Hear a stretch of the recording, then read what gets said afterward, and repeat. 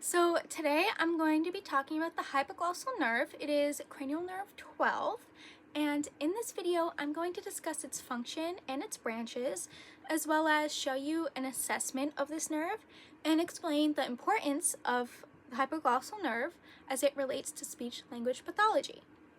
First things first, the hypoglossal nerve is a motor nerve that controls movement of the tongue. It's an efferent nerve, meaning it carries messages away from the brain to the tongue.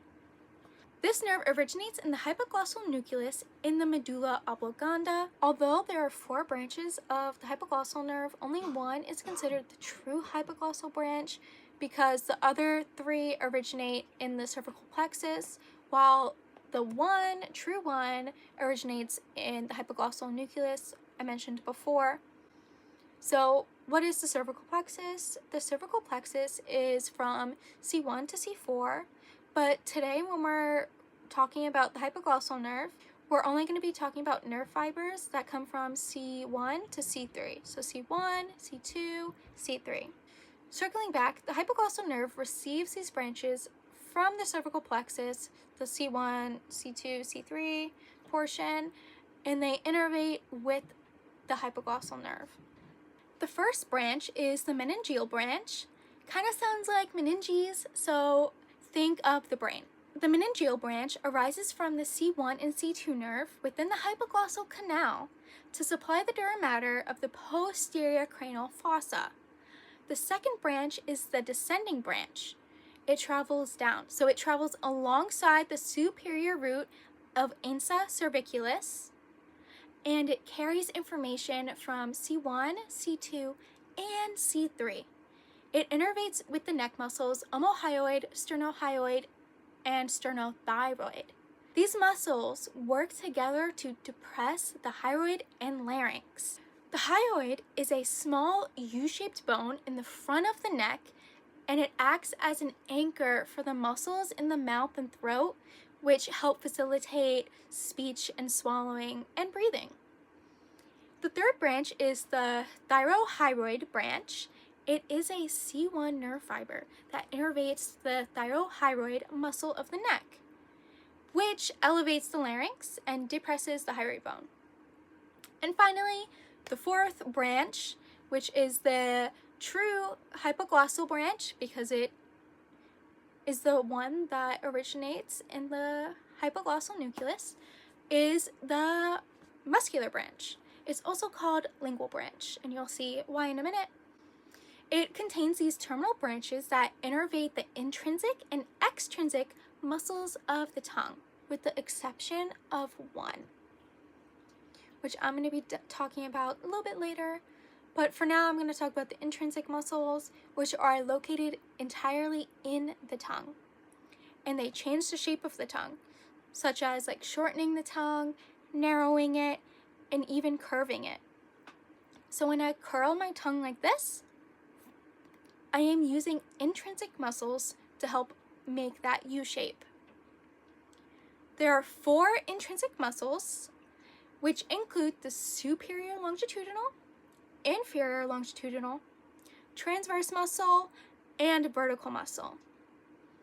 The superior longitudinal muscle shortens the tongue and raises the tip upwards, as well as the sides. So it raises the tongue tip and the sides up, and the inferior longitudinal muscle shortens the tongue and pulls the tongue tip down. So the superior raises the tip and inferior lowers the tip, moves it down. So up, superior, down, inferior. We know this from the first exam. Anyway, the next 2 muscles are the transverse and the vertical. So the transverse muscle helps narrow and elongate the tongue, while the vertical muscle helps flatten and broaden the tongue. Now we're moving on to the extrinsic muscles, which originate outside of the tongue, and they also help change the tongue positioning. So there are 4 extrinsic muscles in the tongue, but one is innervated by the vagus nerve, which is the platyglossus muscle, which helps elevate the posterior portion of the tongue. The other three extrinsic muscles are controlled by the hypoglossal nerve, which are the genioglossus, hyoglossus, and styoglossus. So the genioglossus muscle helps protrude the tongue, so it moves the tongue forward and out of the mouth, like, so when you stick your tongue out, you're using your genioglossus, like, The hyoglossus helps retract and depress the tongue, and the styoglossus retracts and elevates the tongue. So hyoglossus depresses, styoglossus elevates. The next portion of this video is going to be performing an assessment of this nerve. I just want to preface that damage to this nerve can be caused by lesions or tumors in the brain or anywhere in this upper neck area or even in the tongue.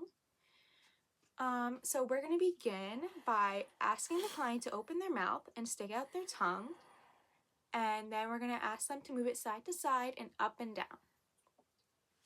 Hi, can you open your mouth for me and stick out your tongue? Now move it side to side. Now up and down. Thank you. So when asking the client to do this, we're making sure we're looking at the symmetry of their tongue, both inside and outside of their mouth, and if it deviates to one side. We're also looking at how their tongue moves. So is it smooth? Does it move in a shaky way? And is the tongue shaking or twitching when it's being held in one spot? And this would indicate atrophy of the tongue muscles. This next part of the examination of this nerve is going to be checking the dexterity. So dexterity is tested by having the client repeat sounds involving the tongue, like saying la la la, or using words like ta and da. Hi, can you say ta ta ta ta ta? Ta ta ta ta ta. Now can you say the word teddy? Teddy. Next, we're going to ask them to push their tongue tip against the inside of their cheek, and you're going to push it, and you're going to ask them to not let you push it. So for this section, I'm going to put some gloves on.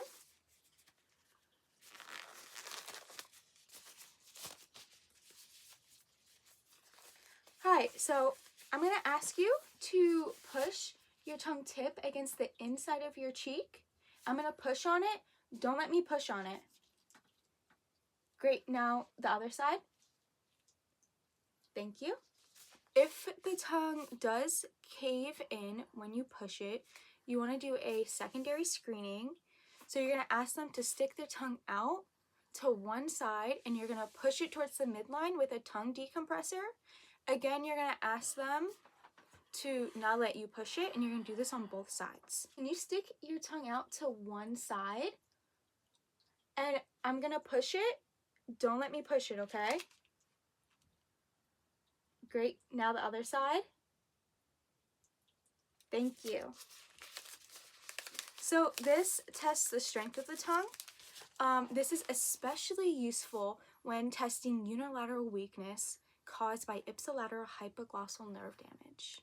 So now you're probably wondering, why is examining this nerve so important? Well, as SLPs, we know how important the tongue is for speech, and since the hypoglossal nerve is the nerve primarily used for motor control and motor movement of our tongue, we then know it's super important for speech and swallowing. Since damage to this nerve can cause difficulties with speech like dysarthria or swallowing like dysphagia, it can also cause difficulties with eating and breathing.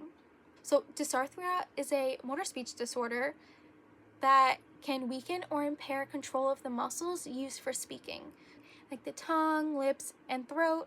But we're going to just focus on the tongue because we're focusing on the hypoglossal nerve.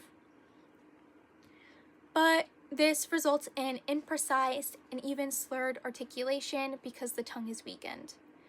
So since speech sounds are made by the manipulation of our tongue and our mouth, having a weak tongue and weak tongue muscles leads to slurred articulation and reduces the client's intelligibility. On the other hand, dysphagia refers to difficulty swallowing, and symptoms may include food feeling stuck in your throat or chest, pain while swallowing, coughing, or even choking. This can include poor bolus control, pocketing, so pocketing food in the side of your mouth, and premature spillage. So first things first, the bolus is a ball of food created in your mouth during mastication or chewing. Problems with bolus control can cause premature spillage, which then can cause difficulties with swallowing or even lead to choking on our food. Additionally, damage to the hypoglossal nerve can potentially lead to hypoglossal nerve palsy or ALS. So hypoglossal nerve palsy is often caused by damage to the hypoglossal nerve, as you can tell because it's in its name.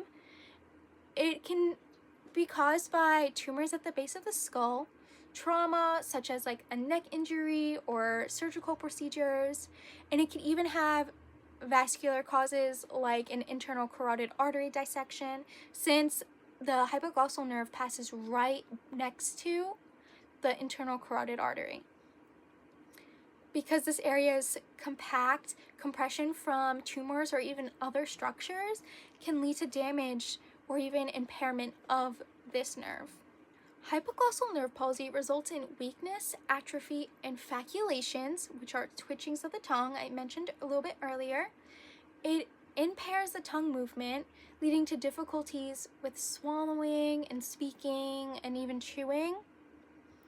So when protruding the tongue deviates to the side of the lesion or weakness. Other symptoms can include slurred speech, difficulty manipulating food, and potential choking.